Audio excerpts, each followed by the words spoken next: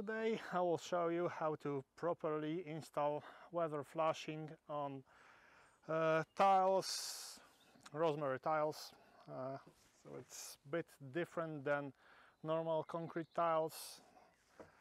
For this I will use lead code 4, fully recyclable. Yeah, and first we'll cut 8-inch pieces that will go under every single tile next to the wall. As you can see, there is a piece of lead under each tile that goes over the wall to protect from side rain. So first we'll measure 8-inch, approximately 8-inch.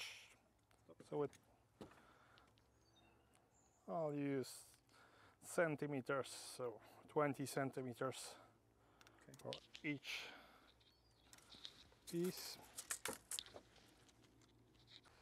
Usually I use new blade each roll because it gets used quite fast. So you don't need any metal scissors because this blade will cut through lead quite easily and the rest will break off.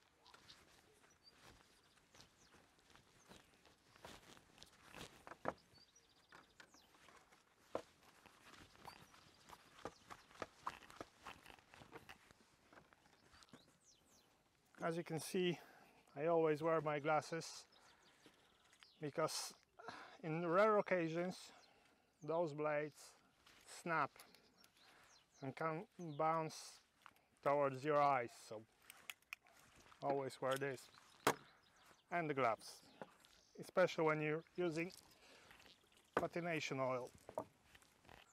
And patination oil is to protect lead from corrosion and any oxidation because it's exposed to severe weather conditions, and after a couple of years it starts oxidating and deteriorating, and then it might actually break and you'll have a leak. So every 3 to 5 years you should apply patination oil onto your lead flashing. Shake well before application.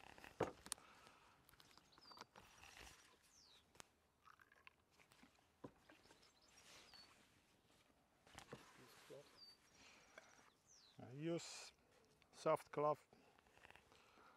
You don't need much oil. This will probably last for all these pieces I have prepared. Make sure the lead surface is clean and dust free. Well, this was new roll, so it was clean.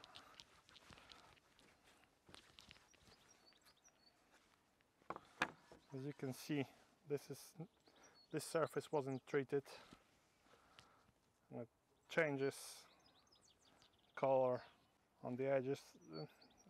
The oxidation started already. So you can see, and after application the new lead, you should leave it for dry for about 2 hours and then reapply patination oil once again before you install your flashings.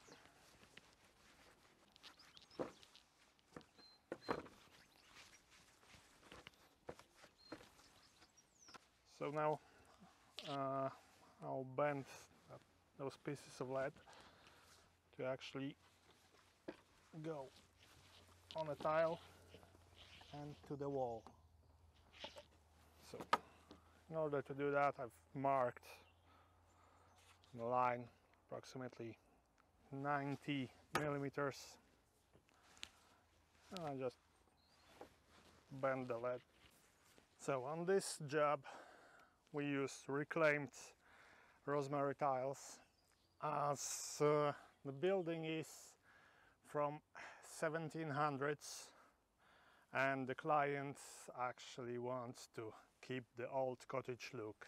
So now we're gonna start putting first part of the flashing, the one that goes between the tiles and on the wall. So there are two ways to do it properly. You can either mark the spot where the nail will be and nail through the lead and through the tile, or much easier, just bend it and now it's secure.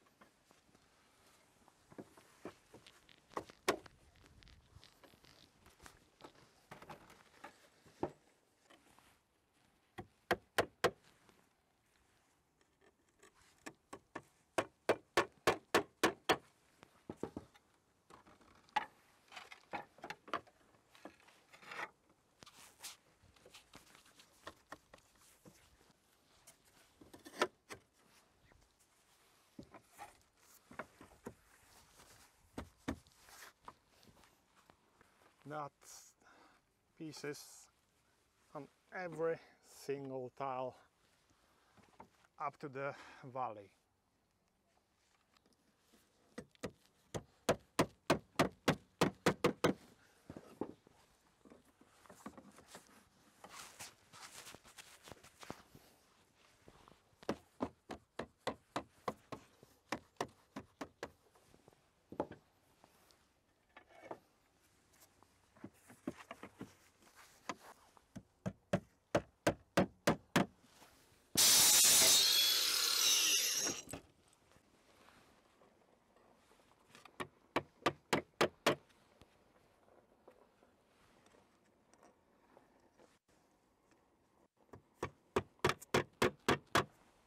So I'll continue for next few tiles,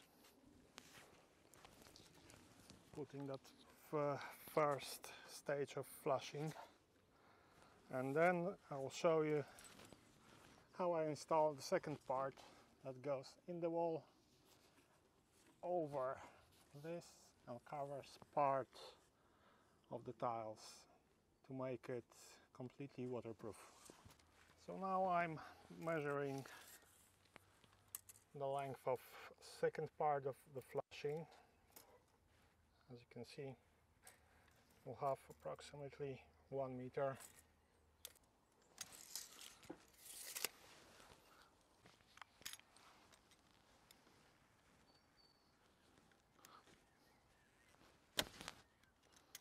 Now, many roofers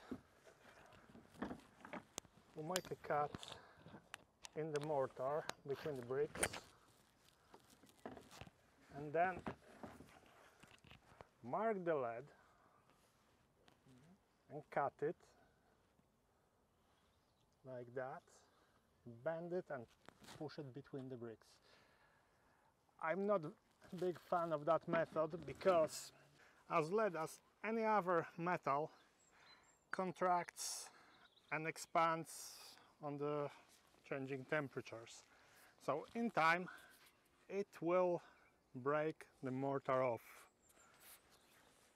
For me, better solution is to make about an inch incision parallel to the buttons, put the lead in that incision. So as usual, use patination oil to secure lead. Now have to bend approximately 1 inch of the lead 90 degree.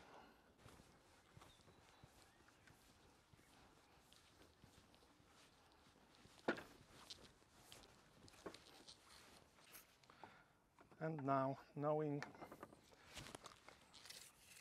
that the height between the tile and the incision is about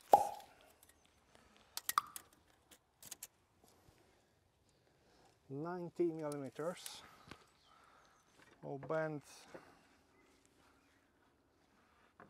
this the other way. Now, I know that many roofers will say that this method of bending and preparing the lead is, well, not accurate and wrong, but it does the job.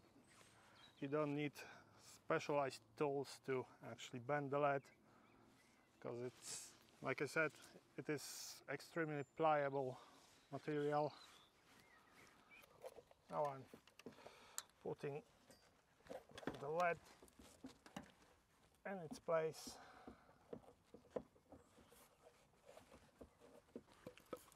To push it deeper, just use a piece of CLS and a hammer.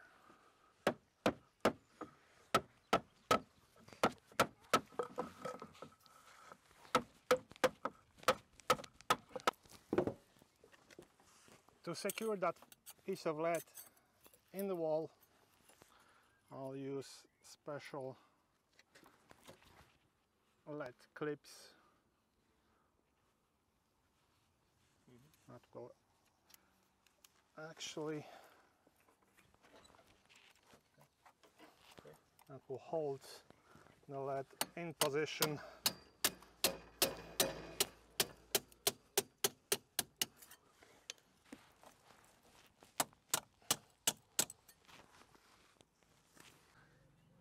Now, to put that piece of lead in place and fit it perfectly, you can use either specialized tools to form the lead, or again, piece of wood and a hammer.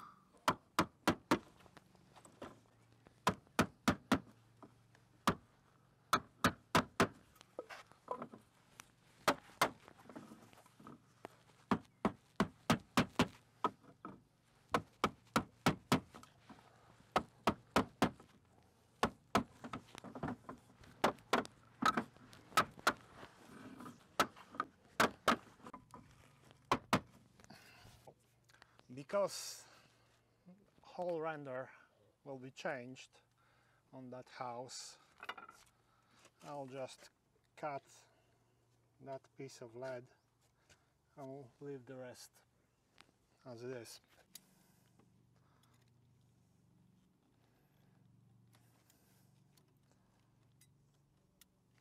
And render will be done a bit later.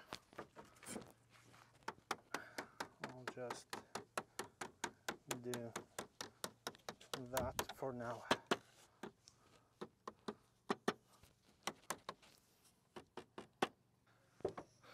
Only thing left to do is put silicone.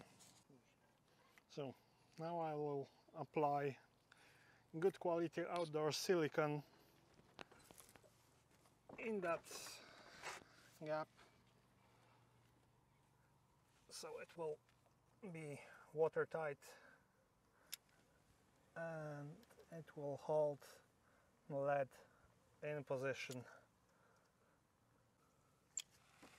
Like I said, later this year this render will be changed, so